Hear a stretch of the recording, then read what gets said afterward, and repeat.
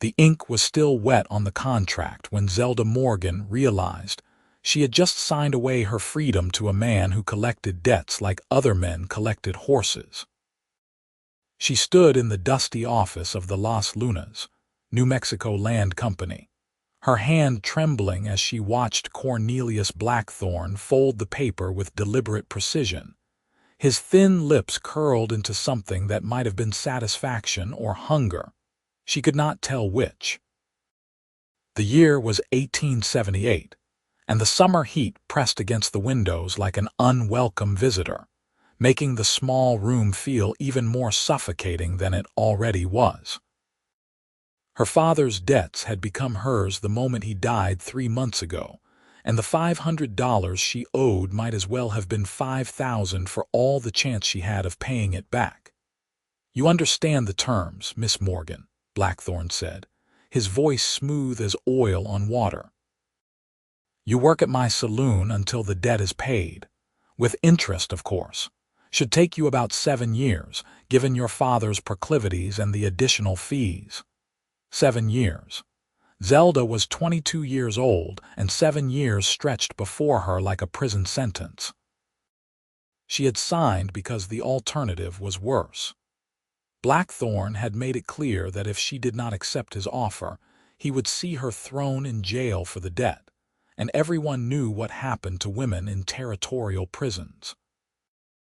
At least working at the Silver Dollar Saloon meant she would have a roof over her head and food in her belly, even if it meant serving drinks to rowdy miners and cowboys 6 nights a week. She left the office without another word, stepping into the blazing afternoon sun that turned the main street of Las Lunas into a shimmering mirage. The town sat along the Rio Grande, a modest collection of adobe buildings and wooden storefronts that served the ranchers and travelers passing through. She had lived here her whole life, but now it felt different, smaller, like the walls were closing in.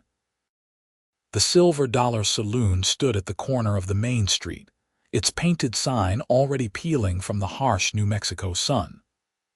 Zelda reported for work that evening, wearing the black dress Blackthorne's manager provided, her hair pinned up the way the other girls wore theirs. The saloon smelled of tobacco smoke, spilled whiskey, and unwashed bodies. Piano music jangled from the corner where a tired-looking man in a bowler hat played the same songs over and over. She learned quickly. Keep the drinks flowing, smile but not too much, and never let a customer think he was buying anything more than liquor and conversation. The other girls, Marisol and Catherine, showed her the ropes with a weariness that suggested they too had their own stories of debt and desperation. "Blackthorne owns half this town," Marisol told her one night as they cleaned tables after closing. "He loans money to anyone desperate enough to ask, then collects in whatever way suits him. You are not the first girl to work off a family debt." "How long have you been here?" Zelda asked. 4 years. Started with 2 years of debt, but somehow it keeps growing. Late fees, room and board charges, uniform costs. He keeps a ledger, but I have never seen it. The words settled in Zelda's stomach like stones. She thought of the contract she had signed, the terms she had barely read in her desperation. 7 years could easily become 10, then 15, then forever. The weeks blurred together in a haze of smoke and noise. Cowboys came and went, some polite, others handsy until she learned to deflect their advances with practiced ease. Miners fresh from the hills spent their earnings in a single night, whooping and hollering until the early morning hours. Zelda saved every penny of the meager wages. Blackthorne paid her beyond her room and board, hiding the coins in a small cloth bag under her mattress, though she knew at this rate it would take lifetimes to buy her freedom. It was on a particularly hot evening in late August when Samuel Vale first walked through the saloon doors. Zelda noticed him immediately, not because he was particularly loud or boisterous like most of the customers, but because of his quiet presence. He was tall, with sun-darkened skin and hair the color of sand, wearing trail-worn clothes that marked him as a working cowboy rather than a wealthy rancher. His eyes, a startling shade of blue-green, scanned the room with careful attention before he moved to the bar. "Whiskey," he said simply when Zelda approached. His voice was low and steady, the kind of voice that did not need to shout to be heard. She poured the drink, noting the calluses on his hands and the way he held himself with the easy confidence of someone comfortable in his own skin. He was perhaps 26 or 27, she guessed, with the weathered look of a man who spent his days under an unforgiving sun. "You are new here," she said, more statement than question. "Passing through. Got work at the Double R Ranch for the season." He took a sip of the whiskey, his eyes meeting hers over the rim of the glass. "You do not look like you want to be here." The observation startled her. Most men did not look past the surface, did not see the girls serving them as real people with their own thoughts and troubles. "Does anyone want to be in a saloon?" she deflected. "Some do. You do not." He set the glass down gently. "I am Samuel Vale, Zelda Morgan." She found herself wanting to say more, to explain, but Catherine called for her help with a rowdy table and the moment passed. Samuel became a regular fixture over the following weeks. He came in 2 or 3 times a week after his work at the ranch, always sitting at the same spot at the bar, always ordering the same whiskey, always taking the time to talk to Zelda when she was not busy. Their conversation started simply, small talk about the weather and the town, but gradually deepened into something more substantial. He told her about growing up in Texas, about losing his parents to fever when he was 17, about working his way west as a hired hand on various ranches. She found herself telling him about her father, a good man who had fallen into gambling after her mother died, who had loved her but loved cards more, who had left her with nothing but debt and shame. "Blackthorne is the one who holds your contract?" Samuel asked one quiet night when the saloon was nearly empty. She nodded, wiping down the bar with more force than necessary. $500 plus interest and fees. 7 years, he said, but the other girls tell me the debt only grows. Something flickered in Samuel's eyes, something hard and angry, but his voice remained calm.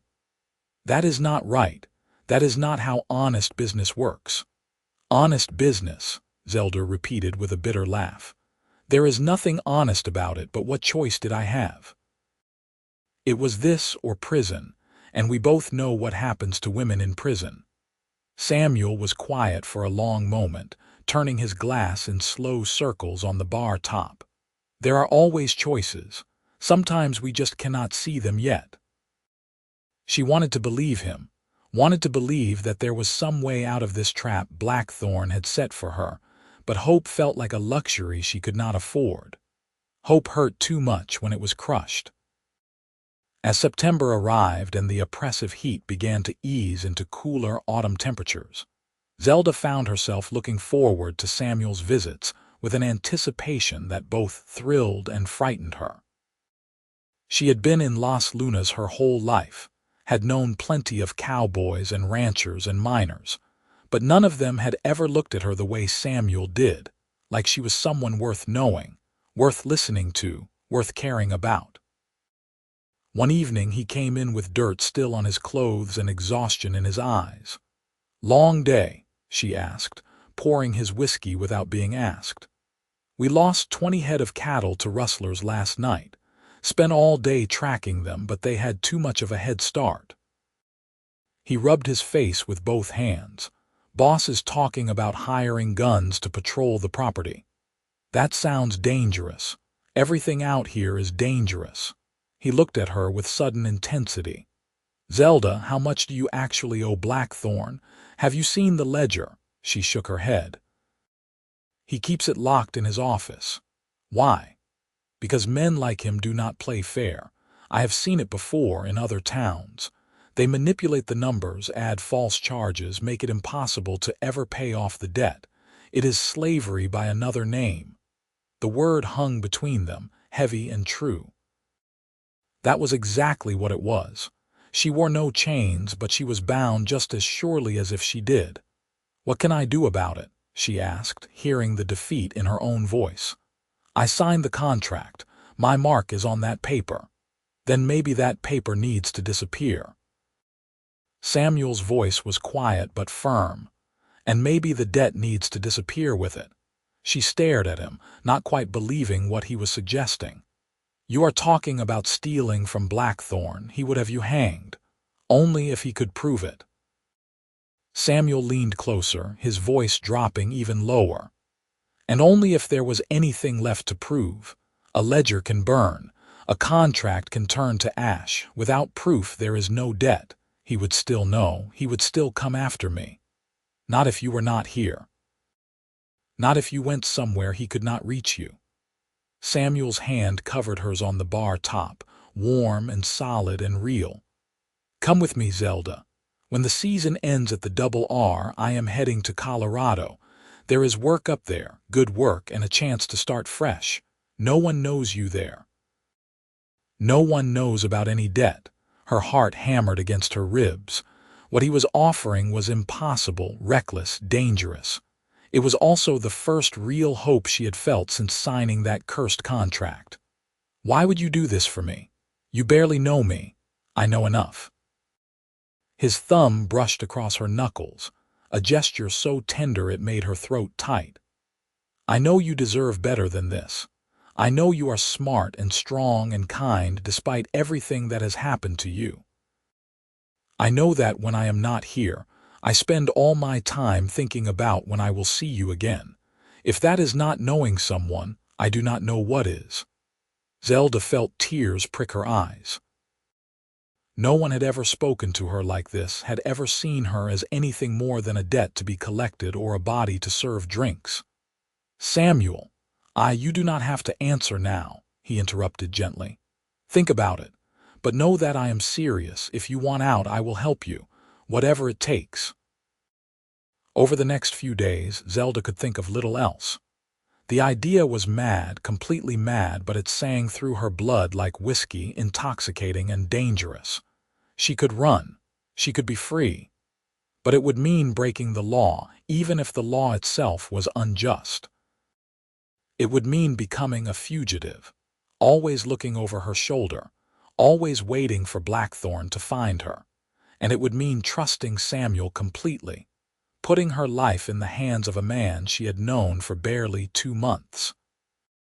Yet when she examined her feelings honestly, she realized that trust was already there. In their conversations, in the way he treated her with respect and genuine interest, in the way he never once made her feel like she owed him anything despite his frequent patronage of the saloon. Samuel had proven himself to be a good man in a world that seemed to have precious few of them. More than that, she realized with a start that she loved him.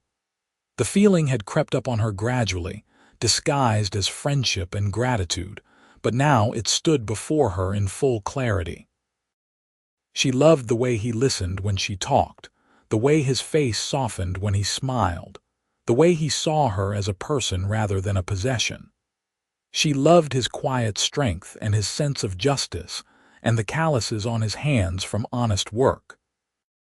The question was whether love was enough to gamble everything on. She made her decision on a Thursday night in early October.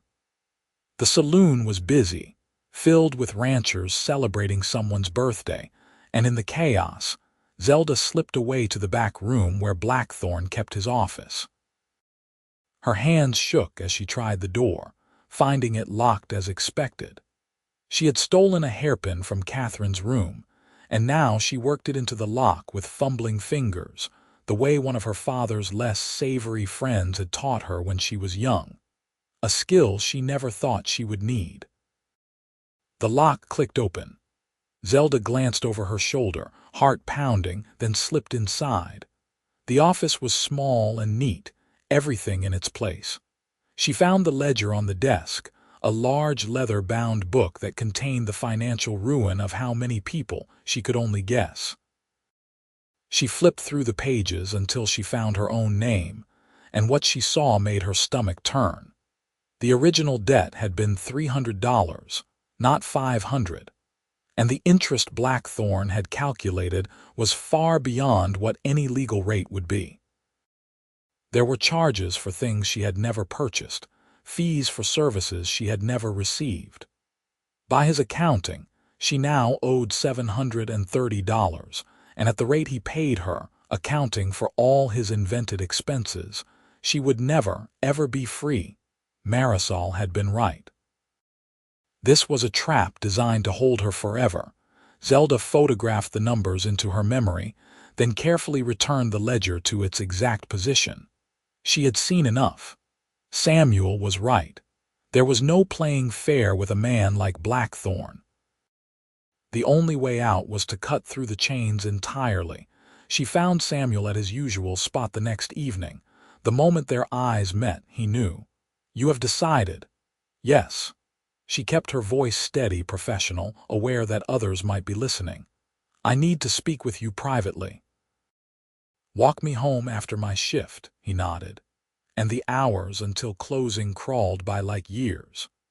When she finally hung up her apron and stepped into the cool October night, Samuel was waiting outside, leaning against the hitching post with the patient stillness of a man who knew how to wait. They walked in silence until they were away from the main street, following the path along the river where the cottonwood trees rustled in the darkness. Only then did she speak. "I saw the ledger. You were right about everything. The debt is false, the charges are invented, and he never intends to let me go." She stopped walking and turned to face him, the moonlight painting everything in shades of silver and shadow. "I will come with you to Colorado. I will take that chance." "But Samuel, you need to understand what you are offering. If Blackthorne finds out you helped me, he could have you arrested. He could have you killed. You would be risking everything for someone who has nothing to offer in return." Samuel stepped closer, close enough that she could feel the warmth of him in the cool night air. "You have everything to offer.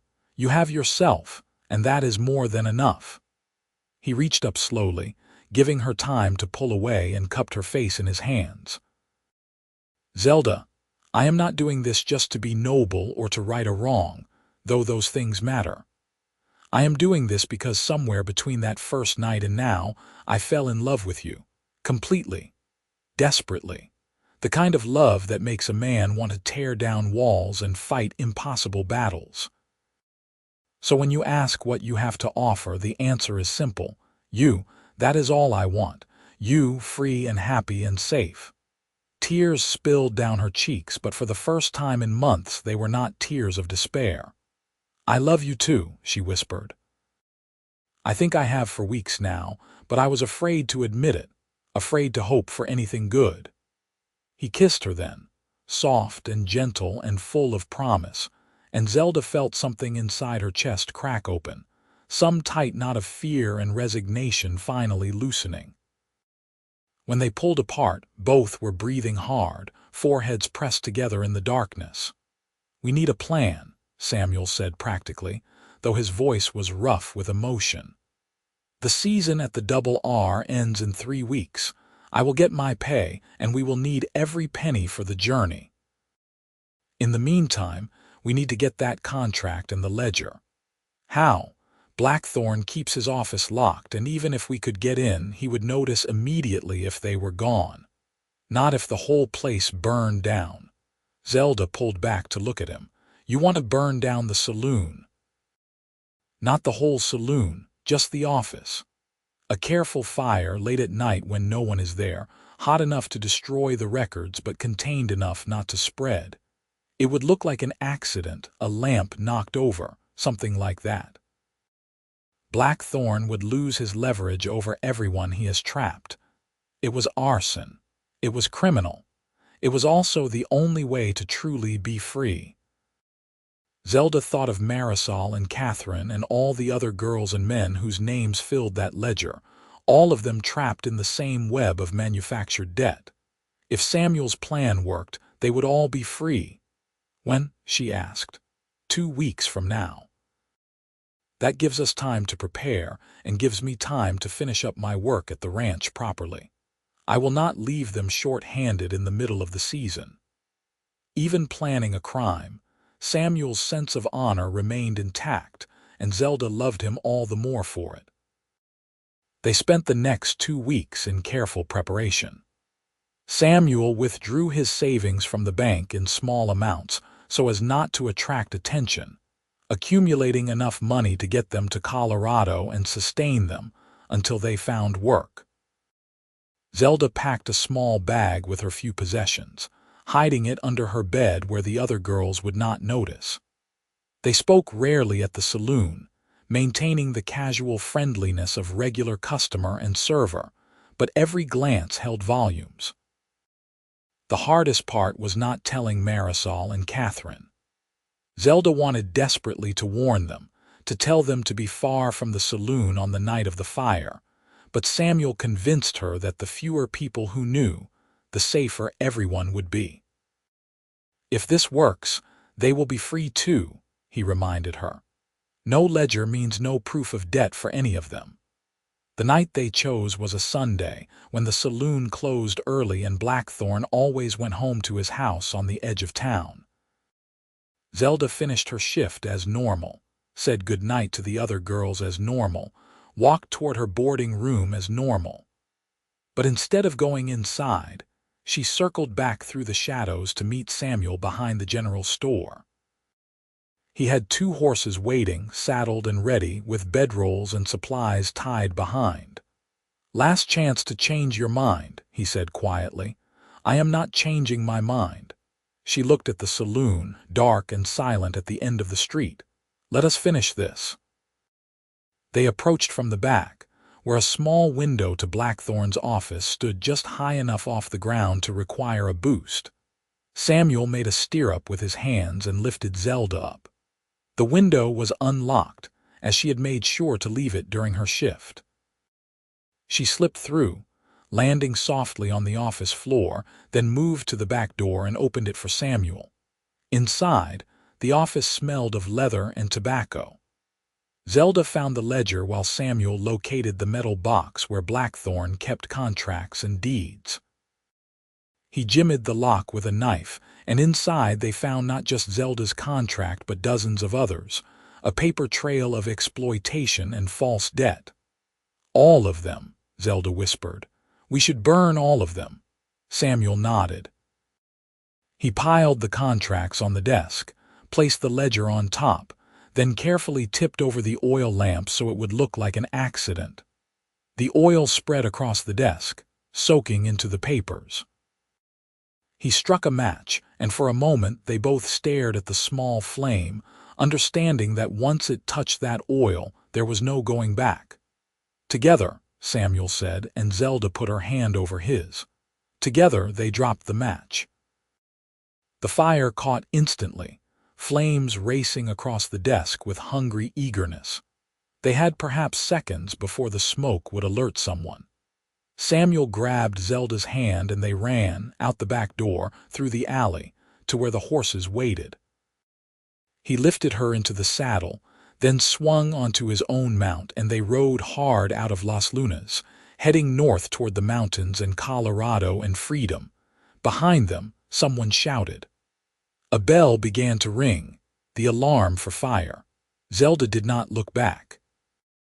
They rode through the night, putting as much distance as possible between themselves and Las Lunas. By dawn they were high in the foothills, the town nothing but a memory behind them.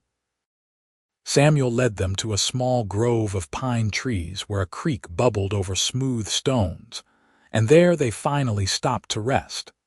Zelda slid from her horse on shaking legs, the adrenaline that had sustained her finally draining away. Samuel was beside her immediately, steadying her, and then she was in his arms, holding him tight enough to hurt, feeling the solid reality of him and the incredible fact that they had actually done it. They had escaped. "You think the fire spread?" she asked into his shirt. "I do not know." "I hope not. I only wanted to destroy the office, not hurt anyone." He stroked her hair, his touch soothing. "But whatever happened, there is no proof now, no contract with your name and mark, no ledger showing false debts. Even if Blackthorne suspects you, he cannot prove anything." "He will be angry. Let him be angry. We will be long gone." Samuel pulled back to look at her, brushing a strand of hair from her face.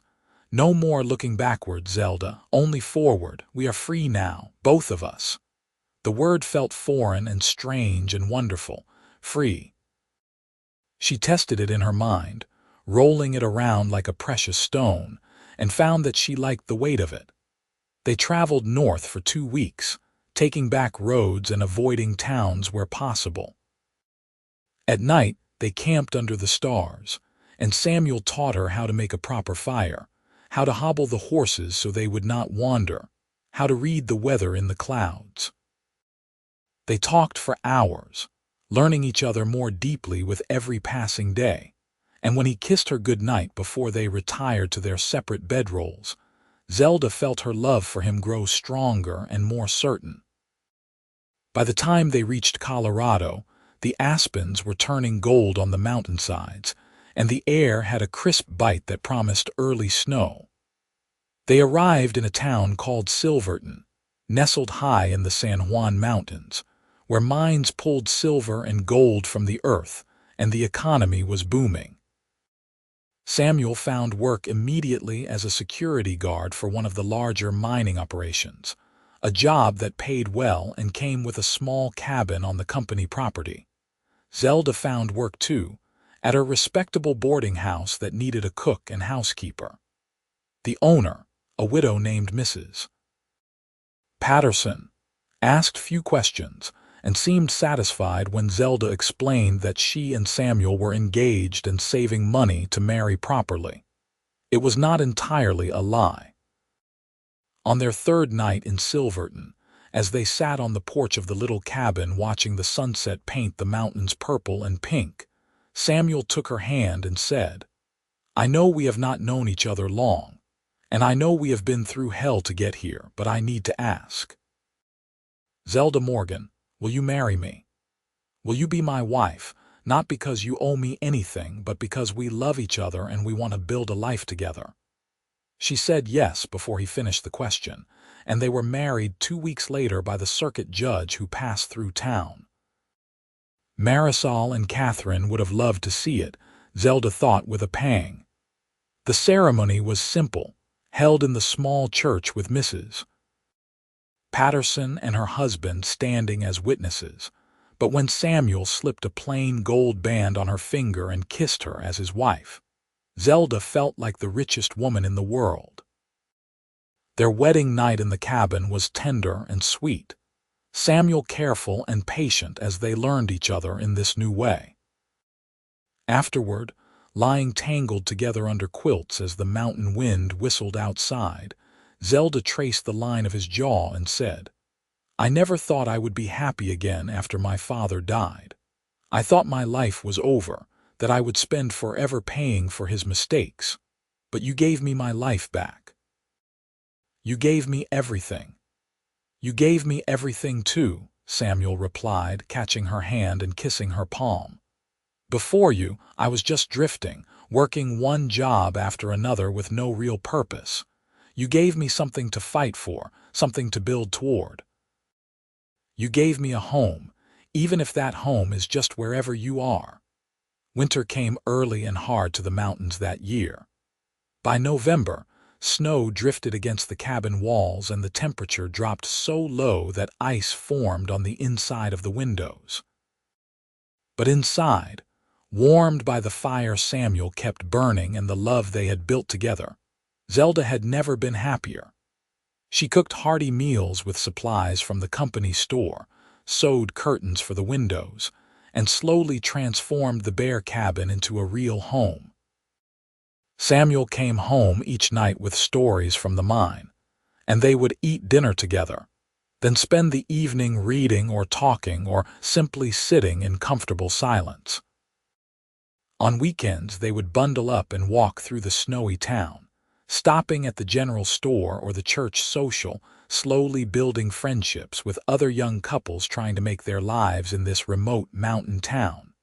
No one from Las Lunas came looking for them. No marshal appeared with arrest warrants.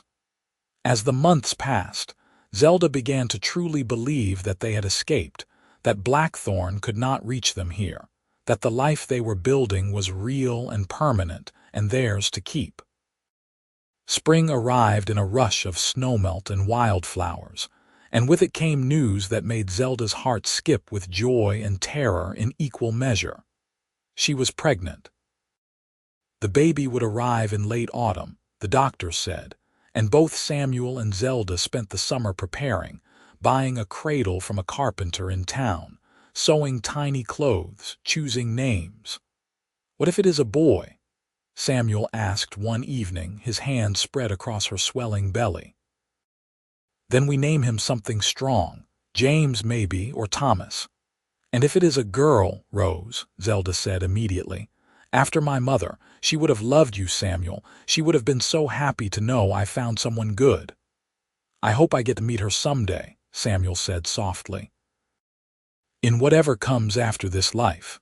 I want to thank her for making you." Their son was born on a cold October morning, howling his arrival with impressive lung capacity. They named him James Thomas Vale, and from the moment Samuel held him, Zelda knew that this man who had saved her from a life of debt and despair would be the best father any child could hope for. The years that followed were not always easy. Mining was dangerous work, and there were times when Samuel came home with injuries, times when money was tight, times when the harsh mountain winters seemed endless. But they faced everything together, their love deepening with each challenge overcome. 2 years after James was born, they had a daughter, and they named her Rose as they had planned. 3 years after that, another son, whom they named Daniel. Their cabin grew crowded, and Samuel used his savings to buy land just outside Silverton, where he built a proper house with his own hands, big enough for their growing family. It was while they were building the house that a stranger rode up one afternoon. Zelda, hanging laundry with Rose playing at her feet, felt her blood turn to ice when she recognized the rider's expensive clothes and calculating eyes. Not Blackthorne himself, but the same type of man, a predator in human form. "Mrs. Vale," the man said, tipping his hat. "I am looking for a woman named Zelda Morgan. I was told she might have come this way some years back." Zelda forced herself to remain calm. "I am Zelda Vale, sir. I do not know anyone named Morgan." The man studied her for a long moment, and she knew he did not believe her. But without proof, what could he do? "I see. Well, if you should happen to meet anyone by that name, tell her that Cornelius Blackthorne sends his regards. Tell her that debts do not disappear just because you run from them." He rode away, and Zelda stood frozen until Samuel came around the side of the house, saw her face, and immediately wrapped his arms around her. "What happened?" she told him, her voice shaking despite her best efforts at control. "He found me. After all these years, Blackthorne found me." "He found someone he thinks might be you," Samuel corrected firmly. "But you are not Zelda Morgan anymore. You are Zelda Vale, a respectable married woman with 3 children and a husband who works for the biggest mining company in Silverton. You have friends and a history here. Even if that man reports back that he found you, what can Blackthorne do? He has no proof of any debt. The contract burned. The ledger burned. All he has is suspicion, and suspicion is not enough to bring charges. What if he tries to hurt us? What if he comes after our children? Then he will learn that a cowboy who loves his family is far more dangerous than any criminal." Samuel's voice was hard as granite. "I will not let him touch you or our children, Zelda. I swear it on my life." They spent the next few weeks on edge, watching for any sign of trouble. Samuel arranged with the mining company to have extra security near their property, and he taught Zelda how to shoot the rifle they kept for protection. But no further trouble came. The stranger never returned, and gradually, life settled back into its normal rhythm. Years passed. James grew tall and strong like his father, learning to work with wood and horses. Rose inherited her mother's resilience and her father's sense of justice, declaring at age 10 that she wanted to be a teacher so she could help people learn to read and protect themselves from unfair contracts. Daniel was the dreamer, always drawing pictures and making up stories, filling their home with laughter. On their 10th wedding anniversary, Samuel took Zelda back to the place where they had first camped after fleeing Las Lunas, the grove of pine trees by the creek in the foothills. They left the children with Mrs. Patterson, who had become like a grandmother to them over the years, and rode out together as they had a decade before. "You ever regret it?" Samuel asked as they sat by the creek, watching the water flow over the same smooth stones. "Running away, breaking the law, everything we did." Zelda leaned against him, fitting perfectly into the curve of his arm. "I regret that the world is unjust enough to make such things necessary. I regret that men like Blackthorne exist, that they can trap people with false debts and legal papers. But do I regret burning that contract? Do I regret choosing you and freedom and love? Never, not for a single moment." "I burned something else that night," Samuel said quietly. "I never told you, but when I put that contract in the pile, I saw your signature at the bottom, your mark. The X you made because your father never taught you to write your full name. And I thought about how wrong it was that a simple mark on paper could bind someone to a lifetime of servitude. So I made a promise to myself that night. I promised that I would teach you to write your own name, your full name, so that no one could ever take advantage of you like that again." Zelda sat up, staring at him.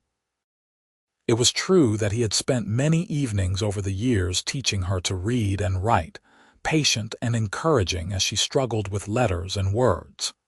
She could read now, fluently, and write her own name in clear script, Zelda Vale. She had thought he did it simply to be kind, to give her education she had been denied as a child. "You did that for me. I did that with you," Samuel corrected. "You are the one who learned, who worked hard every night after putting the children to bed. I just showed you the letters. The strength and determination were all yours, just like they always have been."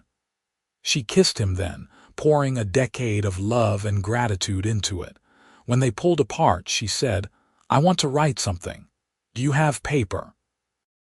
He pulled a small notebook and pencil from his saddlebag, always prepared. Zelda took them and carefully wrote in her best script, "My name is Zelda Vale. I am free. I am loved. I am home." She showed it to Samuel, and he read it with moisture in his eyes. "That is the most beautiful thing I have ever seen." They rode back to Silverton as the sun set, painting the mountains in shades of gold and crimson. Their children ran out to meet them, James catching Rose as she leaped off the porch, Daniel shouting about a picture he had drawn. Mrs. Patterson waved from the doorway, smiling at the chaos. Samuel helped Zelda down from her horse, his hands lingering at her waist. "Happy anniversary, my love."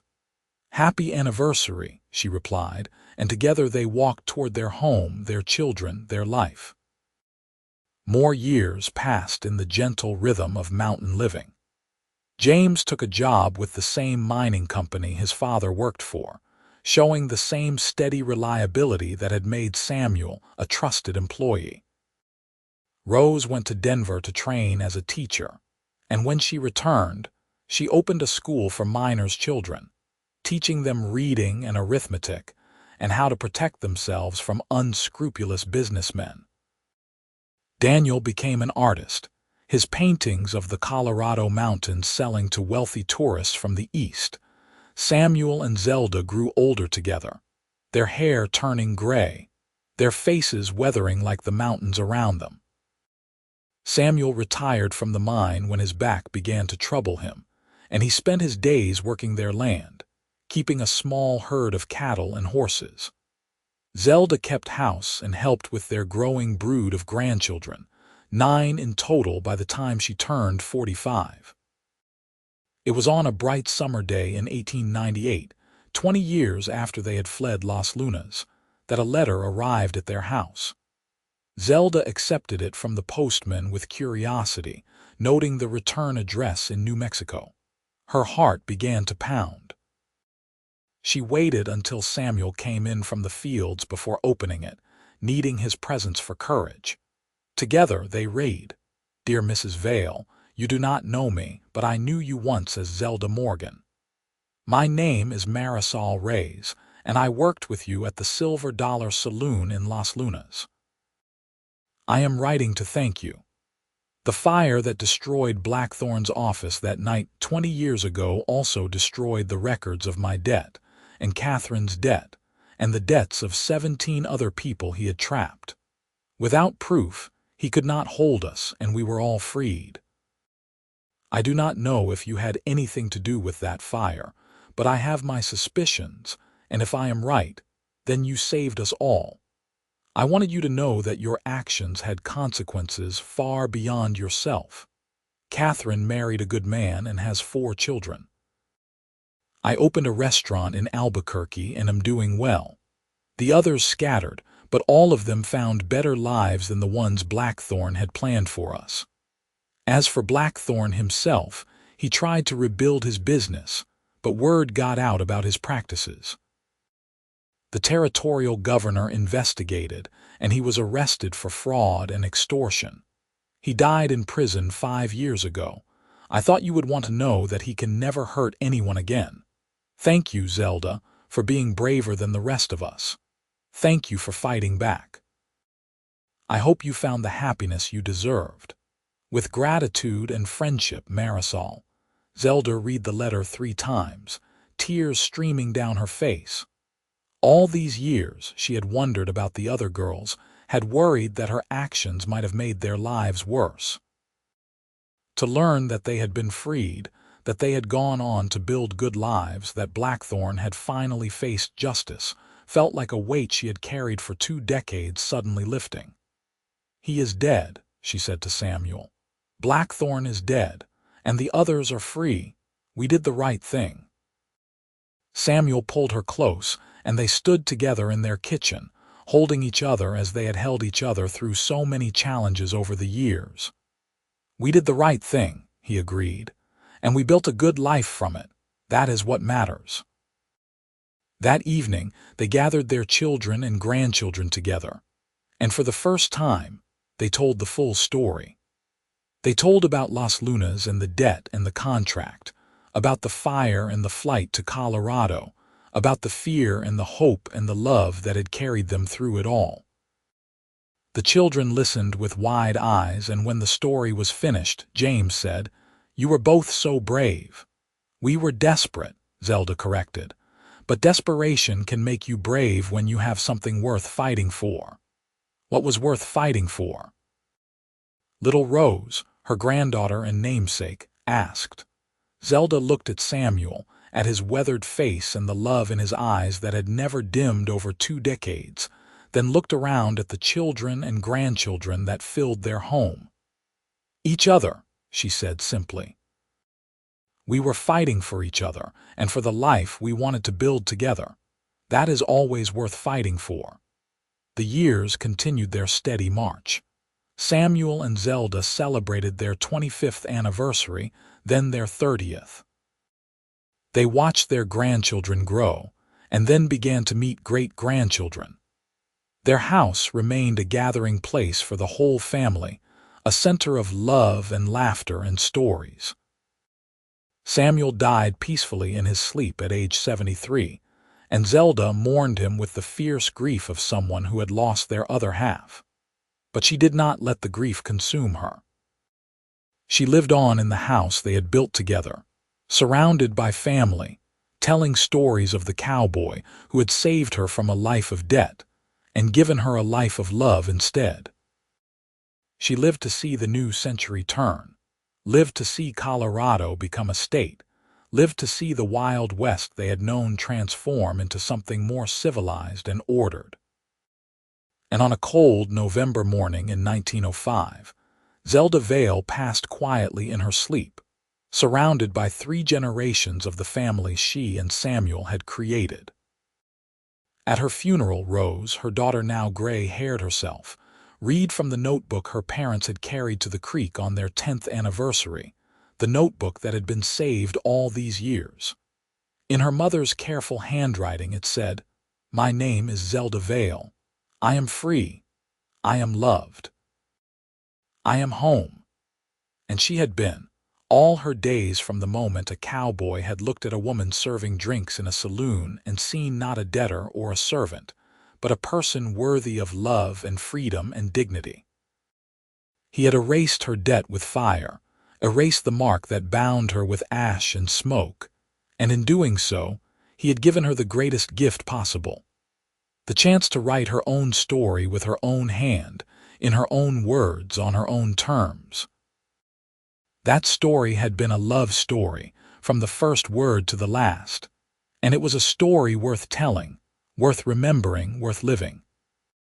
It was the story of how 2 people, bound by nothing but their choice to be together, had built a life of freedom and family and forever love in the wild, beautiful mountains of Colorado. And it was a story that lived on in their children and grandchildren, a legacy more valuable than gold, more enduring than stone, more powerful than any contract or debt or mark on paper could ever be.